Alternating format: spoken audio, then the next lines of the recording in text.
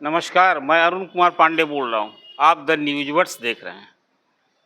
रोज की तरह आपके साथ आज चाय पर चर्चा और अखबार की सुर्खियों के उल्लेख के साथ कुछ अपनी बात। आज 7 दिसंबर है, दिन शुक्रवार। पहले अखबार की ही चर्चा कर लूँ। आज अखबारों में एक बड़ी सुर्खी बनी है, यहीं से शुरू करता हूँ। महाराष्ट्र के deputy chief minister Ajit Pawar deputy CM बने। आज दूसरे दिन इनकम टैक्स ने उनको क्लीन चिट दे दी। हुआ ये कि 2021 में उनके और उनके ठिकानों पर छापे पड़े थे इनकम टैक्स के। अब कोई 1000 करोड़ से अधिक संपत्ति, अब उसको तो आईटी की नज़र में तो काली संपत्ति थी, तो सब सीज किया गया था। अब वो आयकर ट्रिब्यूनल में केस चल रहा था। देखिए, लोग जो कहते हैं ना, विपक्ष कहता है कि भाई बीजेपी के साथ मिले तो भ्रष्टाचार के सारों वॉशिंग मशीन में धुल जाते हैं। लगता है वही सोच, हालांकि वो इनकम टैक्स के न्यायाधिकरण का फैसला है। इनकम टैक्स ने अपील भी की थी, लेकिन यह कहते हुए खारिज कर दिया इनकम टैक्स के न्यायाधिकरण कि जो आरोप है इनकम टैक्स का, वो कोई साक्ष्य नहीं मिलता है। तो ये तो रही भाजपा के वॉशिंग मशीन की कहानी। कल ही संसद में, राज्यसभा में, कांग्रेस के सांसद मनोज सिंघवी की सीट, जो वहाँ 222 नंबर की सीट पर बैठते, वहाँ 500 रुपये के नोट का बंडल मिला था। ये मिला था परसों ही, लेकिन सभापति, जो उपराष्ट्रपति भी हैं, जगदीप धनखड़ ने कल सदन में सूचना दी और कहा कि मामला बड़ा गंभीर है, हमने तो जांच बैठा दी है कि सीट नंबर 22 जो मनोज सिंघवी के नाम से अलॉटेड है, उस सीट पर ये इस तरह से नोटों का बंडल मिला है। अब वो क्या है, इसी गहन जांच के लिए हमने कर दिया है। तो हाउस में हंगामा हो गया और सदन में विपक्ष के नेता हैं, जो कांग्रेस के अभी अध्यक्ष हैं, मल्लिकार्जुन खड़गे साहब ने, उन्होंने यह कहते हुए आपत्ति जताई कि सभापति महोदय, जो मामला अभी जांच में ही है, जांच हो रही है, तो नाम नहीं बताना चाहिए था। अब क्या कहना था। आरोप पलटवार का दौर शुरू हो गया और सदन में नेता हैं जो बीजेपी के अध्यक्ष हैं, अभी स्वास्थ्य मंत्री जेपी नड्डा, उन्होंने तो एक तरह से विपक्ष पर हमला बोला और कहा कि भैया, विपक्ष तो कमिटमेंट करना चाहिए कि जो मामले जांच में हो उसकी चर्चा नहीं होगी। उनका इशारा था खासकर गौतम अडानी के मामले को लेकर। अभी कांग्रेस जिस ढंग से विरोध जता रही है, नरेंद्र मोदी निशाने पर है। कल ही कांग्रेस के सदस्यों ने कल संसद के बाहर नरेंद्र मोदी चोर हैं, अडानी चोर है, इस तरह के नारे गूंज रहे थे, कांग्रेस के सदस्य लगा रहे थे। तो अडानी तो कांग्रेस के निशाने पर है ही। खैर, बात आई गई हो गई। अब कुछ बिहार की चर्चा कर ले पहले आपसे।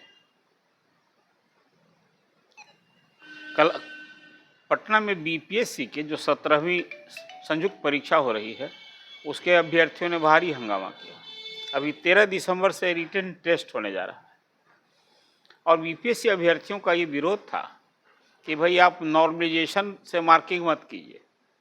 खासकर मेधावी छात्रों का इससे गला कटता है और पक्षपात भेदभाव की गुंजाइश होती है। अब आप कहेंगे कि नॉर्मलाइजेशन है क्या।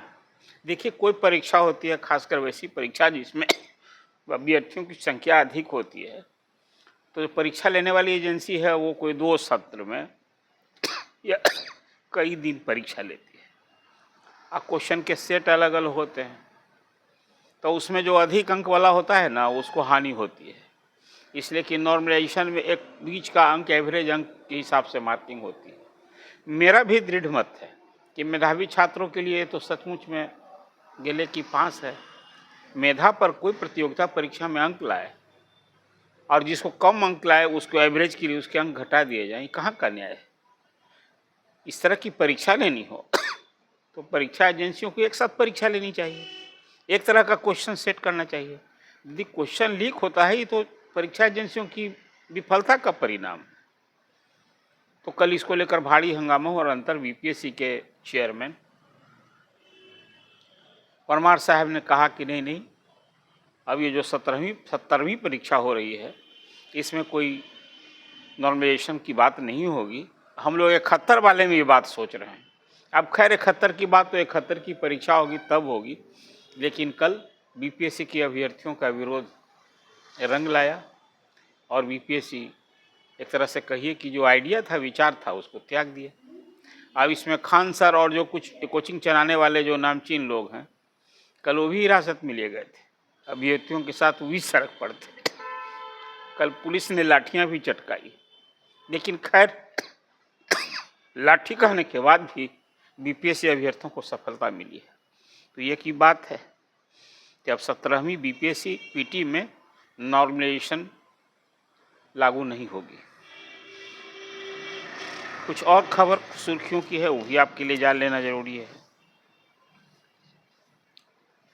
अभी देखिए, कुछ अखबार में अभी सीएचओ की परीक्षा हुई थी ना, हेल्थ विभाग में, जो कम्युनिटी सेंटर्स हैं उसमें 4,500 सीएचओ की बहाली हुई। क्या हैरानी है, बिहार की जो परीक्षा होती है, प्राय सभी परीक्षाओं में इसी तरह से प्रश्न पत्र, इतना संगठित गिरोह है, कानून भी बने हैं, तो भी धंधेबाज बाज नहीं आ रहा।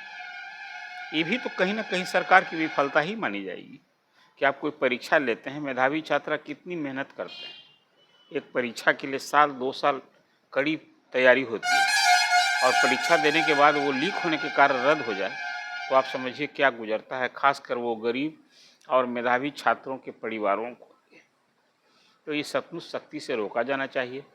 और इस खासकर सीओची की परीक्षा में तो बहुत सारे कदाचार, और उसमें जो खासकर परीक्षा लेने वाली एजेंसी थी उसकी भी संलिप्तताई है, कई सेंटर्स की संलिप्तताई है, गिरफ्तारी भी हो रही है और रोज़ रोज़ नए खुलासे हो रहे हैं। मुझे लगता है कि अब पिछली जो भी परीक्षा हुई है उसमें जहां लीक हुआ है, इस तरह से भ्रष्टाचार हुआ है, तो भ्रष्टाचार में लिप्त लोगों के खिलाफ कठोरतम कार्रवाई होनी चाहिए। और कार्रवाई ऐसी होनी चाहिए जो कहीं ना कहीं जनरली हो, फिर दूसरे लोग दुस्साहस नहीं करें। हालांकि देखिए, लॉ ब्रेकर तो बाज आएंगे नहीं कानून के सख्ती के बाद भी, लेकिन कानून को तो अपना काम करना ही चाहिए। ये एक बात हुई। अब कुछ और खास चर्चा आपके सामने कर दूं। एक बड़ी बात हुई है, कल केंद्रीय कैबिनेट ने देश में नए नवोदय विद्यालय और नए केंद्रीय विद्यालय खोलने की स्वीकृति दी है, तो उसकी भी चर्चा आपके सामने ये करना बड़ा जरूरी है। देखिए, अभी है क्या, केंद्रीय वो रेल मंत्री हैं अश्विनी वैष्णव, वो कल कैबिनेट के बाद बैठक के बाद उन्होंने मीडिया से मुखातिब थे और जानकारी दी कि देश में 85 केंद्रीय विद्यालय खोले जाएंगे और 28 नए नवोदय विद्यालय खोले जाएंगे। देखिए, इसकी बड़ी मांग है। और बिहार में आप पूछेंगे कि कितने केंद्रीय विद्यालय हैं और कितने नवोदय विद्यालय, आपको नहीं भी अवगत जानते हैं, आप सभी बिहार में 38 जिले हैं। पटना जिले में 5 केंद्रीय विद्यालय हैं और हर जिले में एक नवोदय विद्यालय होता है। आपको हैरानी होगी, अभी तक बिहार के सभी जिलों में न नवोदय विद्यालय है न केंद्रीय विद्यालय। एक तो कुछ ज़मीन का भी मसला है, कम से कम 6 एकड़ ज़मीन जब नवोदय विद्यालय या केंद्रीय विद्यालय के दिया जाता है तब वो केंद्रीय विद्यालय संगठन इस पर विचार करता है। देखिए, अभी नवादा में, मधेपुरा में, भागलपुर में वर्षों से ज़मीन भी सुलभ है, प्रस्ताव विचाराधीन है, नहीं खुलना है। अभी पिछले दिन ही मधेपुरा के सांसद दिनेश चंद्र यादव ने शिक्षा मंत्री धर्मेंद्र प्रधान से भेंट करके स्मारक पत्र दिया था और कहा था कि भाई कोसी का वो पिछड़ा इलाका है, आप वहाँ केंद्रीय विद्यालय की स्वीकृति दीजिए, भरोसा दिलाया। मुझे लगता है कि अभी जो 85 केंद्रीय विद्यालय और नए नवोदय विद्यालय खोलने की जो स्वीकृति मिली है, उसके बिहार के हिस्से में भी निश्चित रूप से कुछ विद्यालय मिलेंगे ही। पटना जिले में आपको कहेंगे कि एक ही जिला में 5 केंद्रीय विद्यालय है, तो कहाँ कहाँ है जानना चाहिए आपको। पटना में बेली रोड में है, कंकरबाग में है, दानापुर, खगौल और बिहटा में है। और यहाँ खासकर 2 जो कंकरबाग, बेली रोड और दानापुर में जो केंद्रीय विद्यालय हैं, वहाँ 2 शिफ्ट में पढ़ाई होती है, एक मॉर्निंग शिफ्ट, अब इवनिंग शिफ्ट, और वहाँ 160 बच्चों का नामांकन होता है। आपको याद होगा, केंद्रीय विद्यालयों में 2 शिफ्ट की पढ़ाई की व्यवस्था जब अर्जुन सिंह शिक्षा मंत्री से तब शुरू हुई थी। अब जब नए विद्यालय जब शुरू होंगे तो उसमें कोई सरकार का अनुमान है कि 82,000 छात्रों के नामांकन का अवसर मिलेगा और इसमें कोई 5800 माने 5,800 करोड़ रुपए खर्च होंगे। तो मुझे लगता है कि अब जब डबल इंजन की सरकार है तो बिहार में कुछ जिलों में नए नवोदय विद्यालय भी खुलेंगे और केंद्रीय विद्यालय खुलेंगे। पिछले दिनों तो अभी राजनीति की भेंट चीरती रही।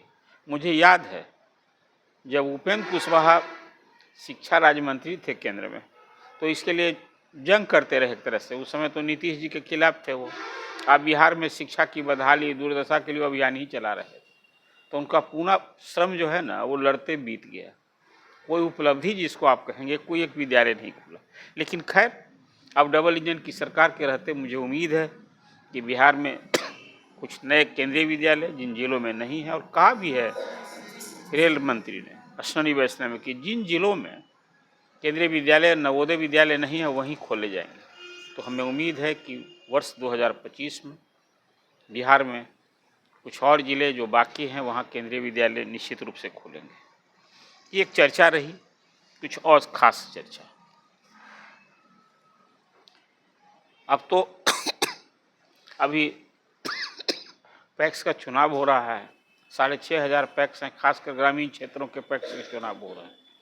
एक हैरानी होती है कि अब देखिए अभी धान की खरीद का मामला है। कोई 45 लाख मीट्रिक टन धान की खरीद होनी है सरकारी समर्थन मूल्य पर। 2300 रुपये पर क्विंटल केंद्र सरकार ने न्यूनतम समर्थन मूल्य तय किया। मैं बिहार के किसानों से ही पूछता हूँ, कितने % किसानों के धान खरीद हो रहे हैं? मेरी तो अपनी समझ है कि 1/3 धान की सरकारी खरीद बहुत रेंगते रेंगते हो पाता है। राज्य सरकार को खास कृषि प्रधान देश है और नीतीश कुमार जहाँ कृषि रोडमैप की बात करते हैं तो किसानों को इस डिस्ट्रेस सेल से मुक्ति के लिए निश्चित रूप से कुछ ठोस उपाय करना है। और इसमें मेरी तब भी समझ है कि इसमें FCI को, भारतीय खाद्य निगम को भी बिहार में भी धान खरीद के काम में लगाना चाहिए।